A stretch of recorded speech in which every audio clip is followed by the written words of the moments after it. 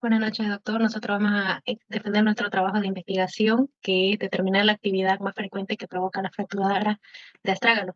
Los integrantes son Benjamín Chompín, Carolina Fernández, Luis Andrés López, Alejandra Aguila, Erika Subieta y mi persona, Daniela Torrico. Va a empezar mi compañero explicando. Antes de que empiecen a exponer, voy a mencionar un poco lo que es el contenido de lo que vamos a explicar, lo que es la introducción, problema, marco teórico como definición, etiología, anatomía y vascularización, articulación, ligamentos de la articulación, de lo que es el astrágalo, la epidemiología, clasificación de las fracturas de astrágalo, los factores de riesgo, manifestaciones clínicas, diagnóstico como su diagnóstico diferencial, tratamiento, qué complicaciones puede traer esta fractura de astrágalo y prevención. También explicaremos la justificación, objetivos general específicos, metodología, conclusiones y referencias bibliográficas.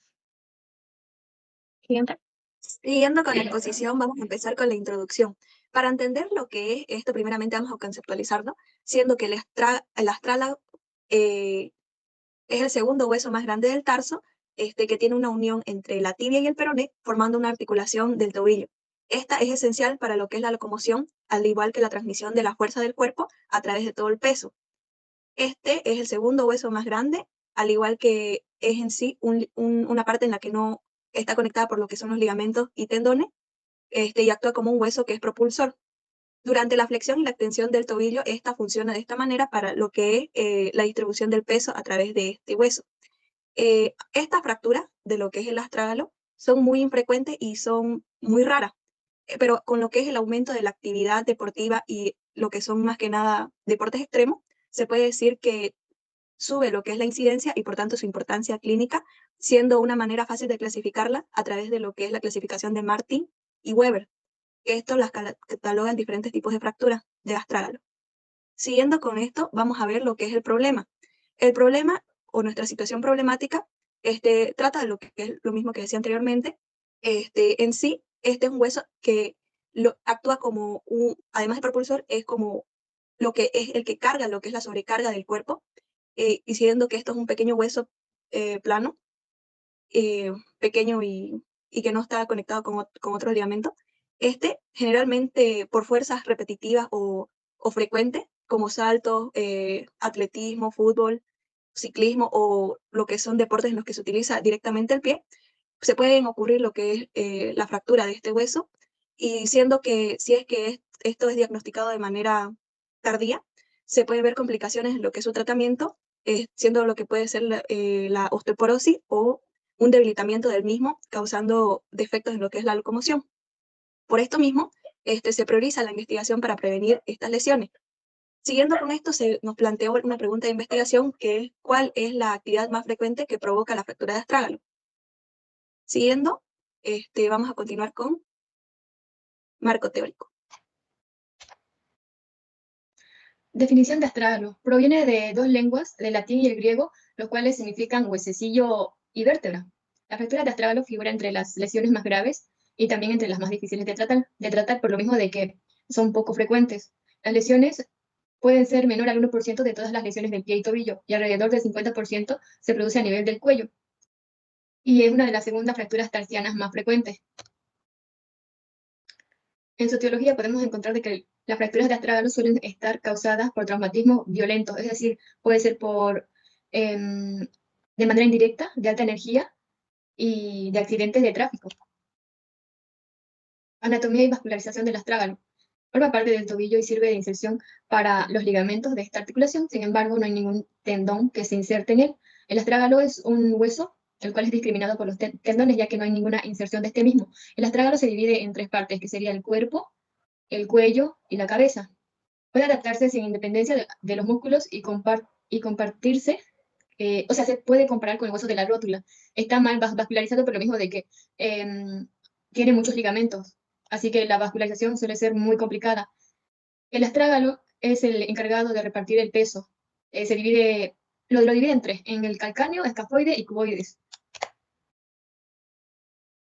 Continuando con la anatomía y la vascularización, el astrágalo existe una distribución sanguínea intraósea particular, es decir, de que los vasos sanguíneos, la vascularización pasa por estos pequeños orificios para poder vascularizarlo internamente. El astrágalo posee un aporte vascular vulnerable, ya que la mayor parte de su superficie está cubierta por cartílago articular, como se puede ver en la imagen. Así como no llega a ningún tendón, en cambio los ligamentos abundan en este hueso. El astrágalo está irrigado por la arteria tibial posterior en la región posterior del mismo, por la arteria tibial anterior para la zona superior del astrágalo, arteria pedia dorsal y arteria del canal tarsal o de la arteria del seno del tarso. Esta región que vemos acá es la misma que se encuentra acá. Articulación del astrágalo.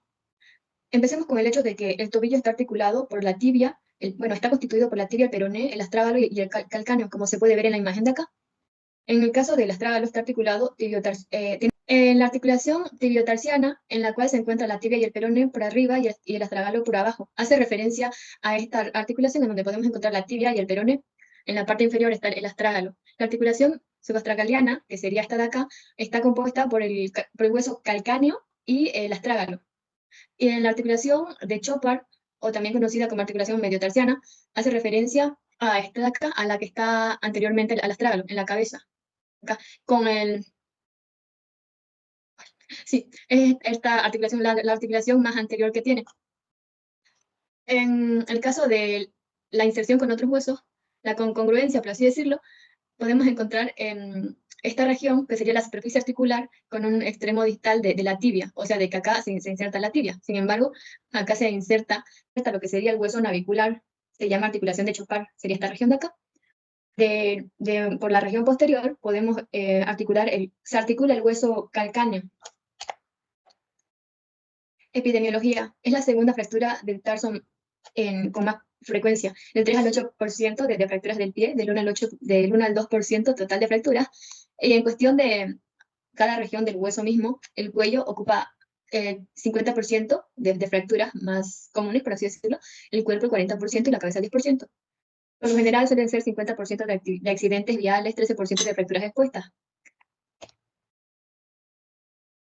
La mayoría de las fracturas se consideran lesiones graves, ya que suelen asociarse a complicaciones y secuelas.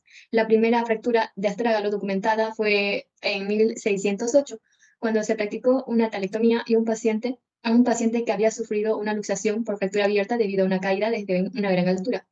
La tasa de mortalidad debida a complicaciones fue del 85%. Anderson acuñó el término fractura de aviador en 1919 y describió el mecanismo de aparición basándose en la experiencia adquirida en el tratamiento de estas lesiones en pilotos en la Primera Guerra Mundial.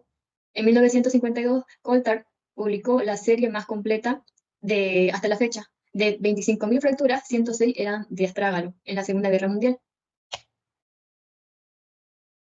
El astrágalo, la fractura de astrágalo puede dividirse en tres tipos: fractura de cuello del astrágalo, del cuerpo y de la cabeza. Empezando con la fractura del cuello del astrágalo, que ocupa el 50% de las fracturas en este hueso, lo vamos a clasificar con la clasificación de Hawkins, que lo divide en 4. La primera es no desplazada, como se puede ver en la imagen. Si bien está fracturado la región del cuello, el hueso ni ningún hueso que esté ahí alrededor no ha sido afectado por la misma. El tipo 2 está asociado a una subluxación o luxación subastragaliana. Hay una fractura, más sin embargo, la luxación está por esta región, en la articulación subastragaliana.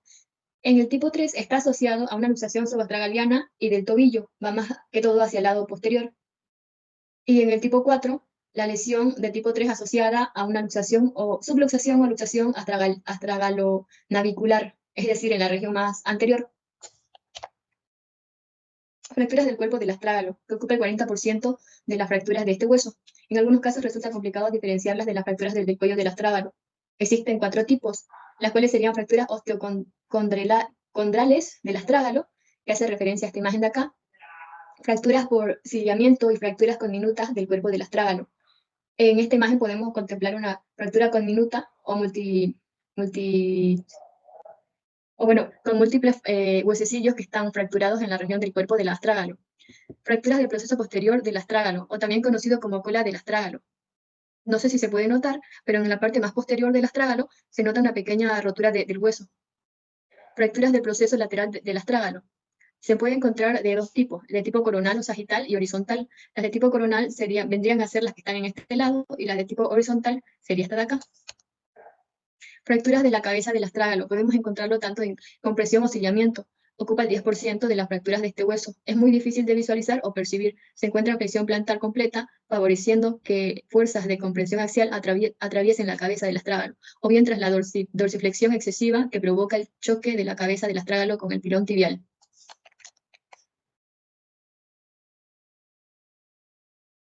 Vamos a continuar explicando lo que son los factores de riesgo del astrágalo. En los factores de riesgo de un astrágalo, mayormente esa es una lesión relativamente rara pero grave, ya que es un hueso crucial para el movimiento del tobillo y del pie. Hay entre los factores que podemos mencionar hay traumatismo de alta energía. En traumatismo de alta energía puede ser a través de un accidente de tráfico, caídas de alturas significativas, que son las más comunes. Otro tipo de factor sería deporte de alto impacto, como un deporte extremo, como el motociclismo, que aumentan el riesgo de una caída. También hay deportes de contacto, como el fútbol, baloncesto, donde las colisiones son menos graves, son más comunes, pero también aumentan el riesgo. Otro tipo de factores puede ser la osteoporosis. La osteoporosis disminuye la densidad ósea y hace que la persona sea susceptible a una fractura de astrágalo.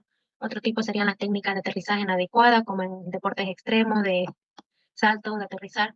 También están las condiciones preexistentes de pie y tobillo, la edad avanzada y el género, mayormente el envejecimiento, la pérdida de masa ósea y el equilibrio, mayormente en la edad de las personas geriátricas, hace que se puedan caer de su propia altura y llegan a tener una fractura de astrágalo. También puede estar el sobrepeso y la obesidad. Cuando hay un aumento de peso en la persona exagerado, todo el peso va hacia las piernas, hacia los pies y hace que una persona pueda llegar a tener una fractura. También el historial de fracturas previas, si la persona ha tenido anteriormente una fractura de calcáneo, de astrágalo, puede igual ayudar como un factor. Y otro problema puede ser los problemas de equilibrio y coordinación, mayormente en las personas de la tercera edad. Siguiente. Manifestaciones clínicas. Las personas que han tenido fracturas de astrágalo pueden tener manifestaciones clínicas variadas. Eso va a depender de la gravedad de la fractura y el tipo de fractura que tiene. Mayormente una persona que tiene una fractura de astrágalo lo que va a sentir es un dolor intenso, que es uno de los primeros síntomas de una persona. Puede ser un dolor como agudo o un dolor grave o severo en el tobillo, acompañado de un hinchazón. Puede haber un hinchazón en ese momento o como a las 24 horas puede presentar ese hinchazón en lo que es en el tobillo. Vamos a hacer cuenta que esta es la pierna y este es el pie. Se le hincha todo el tobillo, puede ser en ese momento o después de una hora. También puede llegar a presentar unos hematomas, moretones alrededor del tobillo. Puede haber una deformidad visible. Si es una fractura con un desvío de otro hueso, puede notarse una deformidad como vemos en la imagen. Puede haber una incapacidad para soportar el peso. La persona no va a poder asentar el pie porque tras que empieza a sentar el pie va a sentir un dolor insoportable. Va a haber sensibilidad, la persona si tiene esa fractura, uno le va a querer palpar y va a sentir un dolor intenso que no va a soportar. También va a haber un movimiento limitado, va a haber parestesia. Al ver un hinchazón a ver una inflamación, edema en el tobillo por la fractura de astrágalo, hace comprensión y hace que el paciente no pueda mover el pie, al menos el edema hace que el paciente le sea imposible poder moverle el tobillo, el pie. También va a haber inestabilidad del tobillo, ya que compromete la fractura se puede comprometer a una estabilidad del tobillo, al dolor. Siguiente. Para diagnosticar la fractura de astrágalo, vamos a utilizar tres pasos importantes, que es la combinación de historia clínica, un examen físico y los estudios por imágenes. En la historia clínica, lo primero que tenemos que hacer es recopilar la información. El médico, el paciente cuando llega a una consulta o a una emergencia, el médico lo primero que va a hacer es preguntarle cómo ocurrió, o sea, si el paciente lo atropellaron, se cayó o cómo fue lo que le ocurrió lo de la fractura. Cuándo inició, si fue en ese momento, si el accidente fue en la mañana, pero recién en la tarde empezó a sentir el dolor, si fue hace 3 días, la intensidad del dolor, si el dolor es agudo, es muy fuerte, no es soportable, o cualquier otro antecedente médico que el paciente tenga. Por ejemplo, si es igual una señora, una persona mayor que tenga osteoporosis, puede haber causado igual que tenga una fractura. También en el examen físico lo que vamos a ocupar es la inspección y palpación y inspección. Vamos a ver si en el tobillo del paciente hay un hinchazón, hay un hematoma o hay deformidad, para que veamos si es una fractura de tibia, peroné o de astrágalo, dependiendo. Y también se va a hacer lo que es la palpación. El médico lo que va a hacer es palpar alrededor del astrágalo, lo que es en el tobillo. Va a palpar y va a identificar dolores en puntos específicos. Igual va a evaluar lo que es la movilidad del paciente. Va a hacer movimientos del pie del paciente. Si el paciente siente dolor o no siente dolor, si puede mover o no puede mover lo que es el pie. Y por estudio por imagen, para confirmar el diagnóstico, le vamos a pedir una radiografía de tórax, lo que es AAP, anteroposterior o lateral, para visualizar el hueso del astrágalo y ver si hay alguna fractura, fisura. Si con la radiografía no estamos seguros de que es una fractura, podemos pedir lo que es una tomografía, ya que a veces la radiografía no muestra el 100% de la fractura. Podemos pedir una tomografía, ya sea una tomografía computarizada normal o una tomografía computarizada 3D con reconstrucción estructural, dependiendo de la gravedad de la fractura. También se puede pedir una gamografía ósea o una resonancia magnética. En la resonancia magnética mayormente se utiliza para evaluar los daños de los tejidos blandos o ligamentos asociados. Por último, podemos hacer una evaluación adicional, que es una evaluación vascular y una evaluación neurológica. En la evaluación vascular es importante asegurarse que no haya compromiso del flujo sanguíneo del pie. Al haber fractura, puede que haya una hemorragia. Esto se puede incluir lo que es la palpación de los pulsos del pie, si es necesario. Si no se llega a sentir los pulsos, el médico puede pedir lo que es un Doppler de ultrasonido para evaluar la vascularización del miembro inferior. En el caso de la evaluación neurológica, es lo que se revisa la función nerviosa del pie para descartar daño nervioso. Lo que se hace es verificando la sensibilidad y motricidad. Mayormente lo que es una evaluación neurológica, igual se puede hacer lo que es el llenado capilar. En el siguiente, el diagnóstico diferencial. Debemos considerar otros tipos de patologías que puede presentar, no solamente, o que puede ser confundido con una fractura de astrágalo, como un esguince de tobillo. El esguince de tobillo igual puede llegar a presentar el edema, puede llegar a presentar el hematoma, el hinchazón. También una fractura del calcáneo, que el hueso calcáneo se encuentra debajo del hueso astrágalo, puede ser confundido con una fractura de calcáneo. También puede ser confundido con una fractura de maleolo, con una fractura navicular, una fractura de metatarsiano, ya sea de cualquiera de los huesos metatarsianos del pie. Él puede ser confundido con lesiones de cartílago o lesiones osteocondrales, por una tendinitis o tendinopatía de tendones, o por una bursitis retrocalcánea, o por último por una nefropatía periférica. En el caso de la nefropatía periférica, mayormente vemos los nervios que se encuentran a través del hueso calcáneo. Como podemos ver en la imagen, encontramos lo que son el nervio safeno, el nervio sural, el plantar, tibial posterior. Siguiente. El tratamiento. Para un tratamiento de astrágalo debemos tomar en cuenta el tipo de fractura, la gravedad de la fractura, la ubicación de la fractura, así como también la estabilidad y el desplazamiento de los fragmentos. En eso lo vamos a clasificar en tratamiento no quirúrgico, tratamiento quirúrgico. Y dependiendo de eso ya se va a hacer lo que es la recuperación y seguimiento. Siguiente. En el tratamiento no quirúrgico o si no tratamiento conservador, mayormente aquí encontramos lo que es el tipo 1 o tipo 2, es cuando hay una fractura no desplazada. En el tratamiento no quirúrgico vamos a hacer tres pasos. Puede ser uno, inmovilizar. Si no hay un hueso, una fractura no desplazada, lo que vamos a hacer es inmovilizar, ya sea con yeso o férula de yeso, lo que se le coloca entre la pierna y el pie para mantenerlo fijo y inmóvil el pie. Mayormente la duración de esto es de 6 a 8 semanas, aunque el tiempo puede variar de acuerdo a la severidad de la fractura. También se debe hacer un reposo y elevación. El paciente que esté con fractura que no sea quirúrgica, lo que debe estar es, al tener la férula de yeso, sí o sí se le va a edematizar el tobillo, se le va a moretear, le va a doler, tiene que estar en bastante reposo y tener el miembro inferior elevado, porque si el paciente lo tiene hacia abajo, se le va a llenar de líquido, se le va a inflamar y le va a doler más por la presión. También al tenerlo elevado, digamos, si está en una cama echada, ponerse unas 3 almohadas y mantener el pie elevado. Si está sentado en un sillón, en un sofá, siempre mantener el pie elevado. En caso, igual puede utilizar hielo para bajar un poco lo que es el hinchazón. También puede utilizar medicamentos como analgésicos y antiinflamatorios, estos para manejar el dolor y la inflamación durante el proceso de curación, como los paracetamol o antiinflamatorios no esteroideos como los AINE. En el caso de que el dolor sea bien fuerte, ya pueden llegar a ocupar lo que es opioides como el tramadol, ketorol, mayormente, para ayudar con el dolor fuerte. Siguiente. Tenemos también lo que es el tratamiento quirúrgico. En el caso del grado 2, 3 o 4, cuando la fractura ya está desplazada o tiene múltiples fragmentos, hay dos tipos en aquí de tratamiento quirúrgico. La primera es un RAFI, lo que es reducción abierta por fijación interna.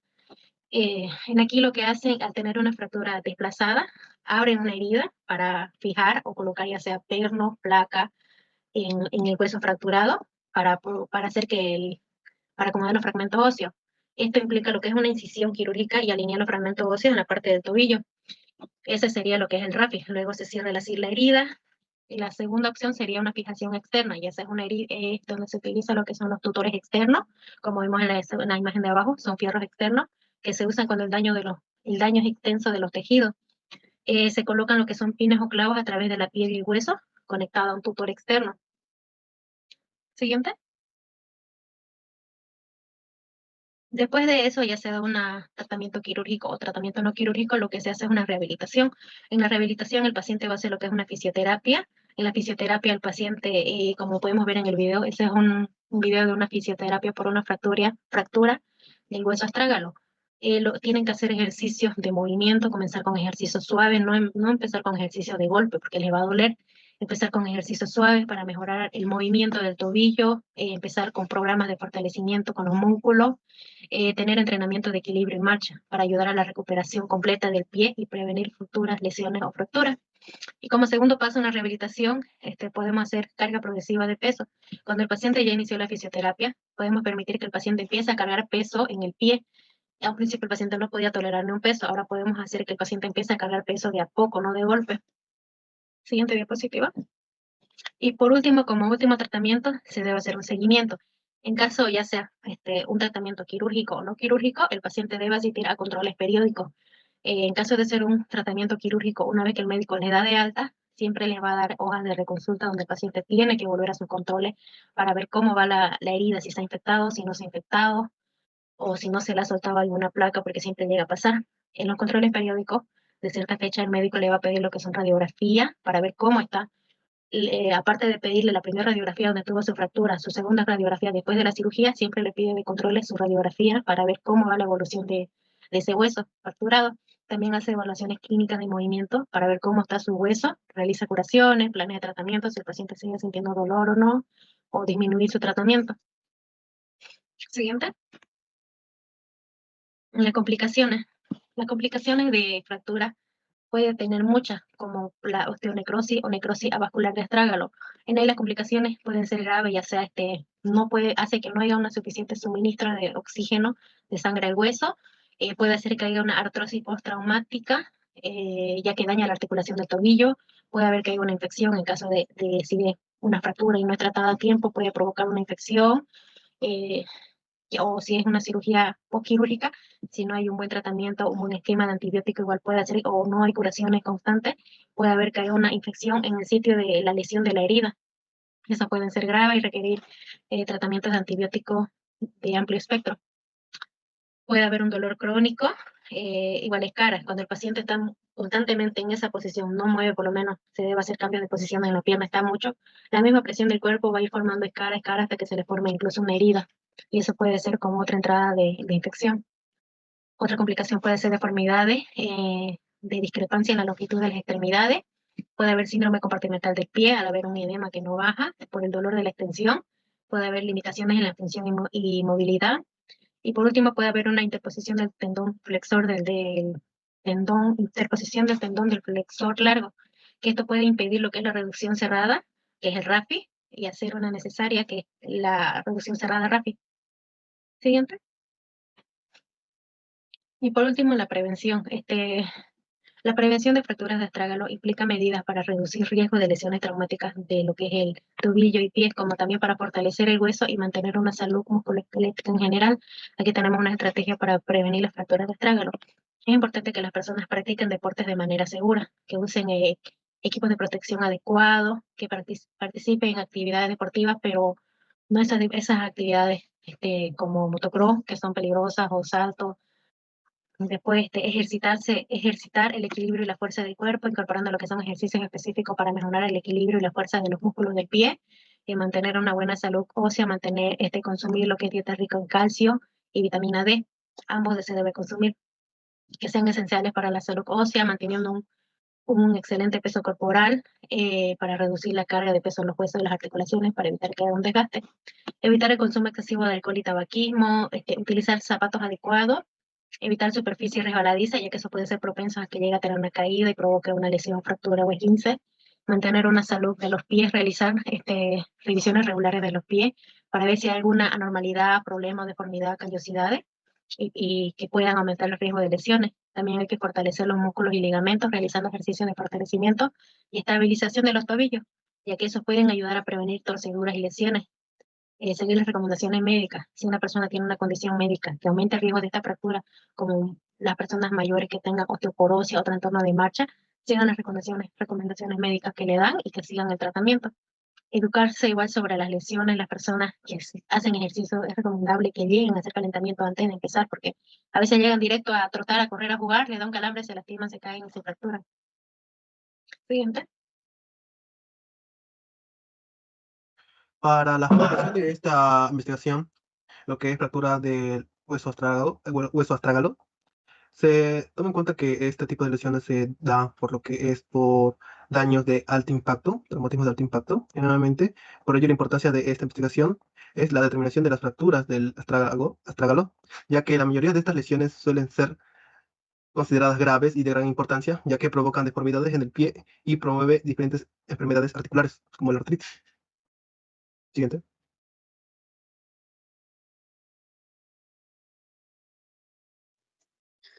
Como objetivo general tenemos determinar la actividad más frecuente que provoca la fractura del astrálago.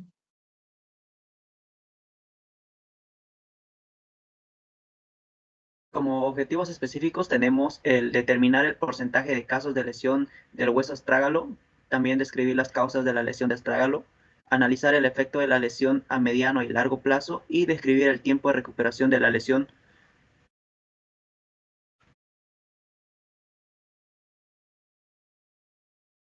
En metodología, en la presente investigación se realizó un tipo descriptivo en el enfoque metodológico mixto. La población y el sitio de estudio se incluirá en el estudio de todas las investigaciones científicas de las actividades frecuentes que provoca la fractura del astrálago. En el presente estudio se analizará todos los artículos publicados de las revistas como SER, Mayo Clinic, Cielo, el CIERVER, Recovery Clinics, y se eligió extraer archivos de estas revistas debido a que son revistas de mayor impacto científico en Latinoamérica en esas específicas áreas de estudio. Siguiendo con la metodología, tenemos criterios de inclusión y exclusión. En los criterios de inclusión tenemos 3 puntos, que son artículos de investigación publicados en las revistas indexadas de alto impacto en Latinoamérica, artículos de investigación en español, artículos de investigación publicadas en el año 2024, y como criterio de exclusión tenemos artículos de investigación que no hayan sido producidas por la universidad, artículos de investigación que no presenten afiliación institucional y artículos de investigación refutados por cartas al editor.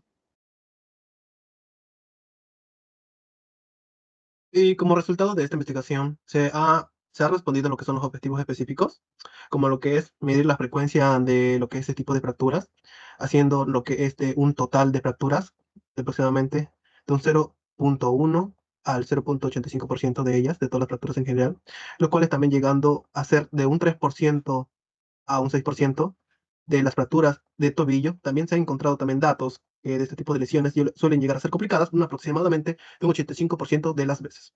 Para la determinación de estas causas de la lesión, la mayoría de estos casos son dañados por daños de gran impacto, como por accidentes automovilísticos, continuando su proporción de causas por las caídas de gran altura. Generalmente son causando daño a lo que es al hueso. Continuando con la frecuencia de estas causas, hay acompañamiento de otras patologías debilitantes, como lo que son la osteoporosis, la edad, y lo que es la recuperación de mediano y largo plazo. A mediano plazo, esta lesión puede presentar rigidez, dolor, inestabilidad, lo cual puede causar una lesión en los ligamentos del paciente, el cual esto provoca una dificultad al caminar. A largo plazo, tras una lesión, puede provocar estos tipos de procedimientos, artritis, también puede provocar deformidades en el pie. En caso que no se trate correctamente, otro problema a largo plazo suele ser los dolores crónicos tras la recuperación.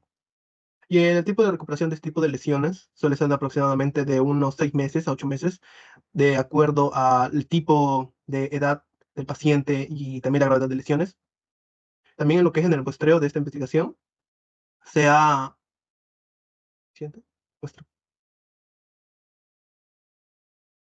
Ok, de acuerdo a lo que es el tipo de muestreo, en el presente estudio se ha hecho lo que es una recolección de datos de diferentes estudios, como mencionó mi compañera, los cuales se han usado diferentes patrones de búsqueda. los cuales cumplen los criterios de inclusión y exclusión. También lo que es los procedimientos de este estudio, la investigación se ha realizado recolectando la información de diferentes páginas web y revistas, los cuales se escogieron de temas relacionados con la lesión del hueso astrágalo, también buscando lo que es el índice, la frecuencia de estos casos. Siguiente. Bueno, en conclusión, las fracturas de astrágalo son catalogadas como las lesiones más graves de la articulación del tobillo, dado que son difíciles de tratar y si no se diagnostica correctamente y se hace un buen tratamiento, puede dejar secuelas graves en el paciente. Y en las fracturas del astrágalo es importante una buena anamnesis del paciente, tanto ver las características como llega, el dolor que llega a sentir, el foco de localización, ¿no?, del dolor, y el diagnóstico con pruebas como ser el examen físico y estudios por imagen, como lo decíamos anteriormente. También se determinó que la actividad más frecuente que provoca la fractura de astrágalo son los deportes de alto impacto, como deportes extremos, como el snowboard, el motociclismo, el fútbol, el baloncesto, todo lo que implique, ¿no?, lo que es ejercicios de alto impacto. Y su coincidencia, bueno, y su incidencia es del 0,1% al 0,85% de las fracturas en general en todo lo que es la región, ¿no?, del tobillo.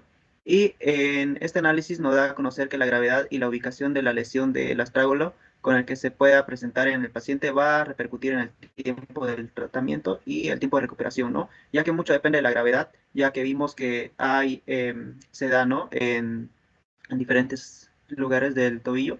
Y bueno, todo lo que puede ayudar a nuestro paciente serían los tratamientos quirúrgicos y no quirúrgicos, ¿no? Como podemos nombrar aquí, los que no son quirúrgicos son el inmovilizador, el reposo y analgésicos. Y todo lo que tenga que ser quirúrgico va a ser reducción abierta o fijación interna o fijación externa.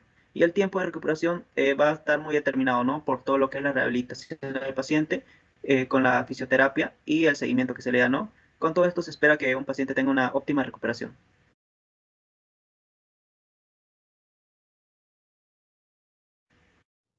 Esta Aquí sería podemos nuestra presentar referencias bibliográficas. Gracias.